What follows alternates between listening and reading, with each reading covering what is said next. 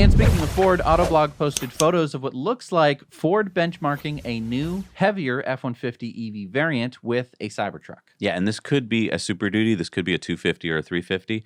The Ford truck appears to have hub motors. Like in the wheels. Yeah. Why did they do that? I guess to have more power because it's going to be a Super Duty. Got to get more power. More power. Okay. I mean, that's what Rivian did with their R1T in the beginning, right? But they weren't hub motors. True, They're but still they were inboard. I mean, I don't know. Maybe they're testing. I don't know. It doesn't seem to fit Ford's stance on EVs at the moment since they've been so slow to ramp production of the F-150 Lightning. and Ford has barely been advertising it. Yeah, and as we've talked about, Ford has changed their plans to build electric pickup trucks at their new plant in Canada. But in the announcement about that, Ford said that its future plans for Super Duty trucks will include multi-energy technology that would offer customers more freedom of choice. It further added that the announcement was, quote, supporting Ford's electrification plans. Okay. So Ford is taking the classic third road that many big auto companies try to take when they get to the electrification crossroad. Hybrid lane. Yes, hybrid lane. That's right next to Hydrogen Boulevard. Yes, which is just next to let's push this off for another few years road. It heads in the same direction, I Yes. think, which is also in the same neighborhood as we're about to go out of Business Plaza. Yes. This again is more evidence that Ford is f***ed. Giving consumers choice sounds good, right?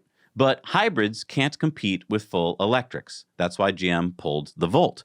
It's a false sense of security for these companies that make engines and can't make batteries fast enough. So good luck with that strategy, Ford. You'll see we're right in a couple more years when Cybertruck becomes the best-selling pickup truck in the world. Ford, you had your chance. You actually came out with the F-150 Lightning first, and if you had doubled down on it, you stood a chance. It's not a terrible truck. I think that people would have liked it. Yeah. But I can see what happened. They were in the boardroom and they were saying, Oh, well, sir, the batteries are hard to do. Oh, so we don't have enough batteries? Yes, we don't have enough batteries. Well, we have engines. Could we have both in the trucks? Perfect. Sir, that is a thing. It's called That's a hybrid. That sounds great. We'll do that because with less batteries and still in a motor. Perfect. We'll have engines and batteries in the same truck. I have a chart here that consumers love choice. Yes, we will say that they can choose how to fuel their vehicle. It's a multi-fuel vehicle. They can charge it. choice, but they like it. and the thing that they don't understand because they're sitting in a boardroom and not in a truck is that when you make a plug-in hybrid, you have not enough batteries to support the amazing amount of power that a normal truck should be able to provide.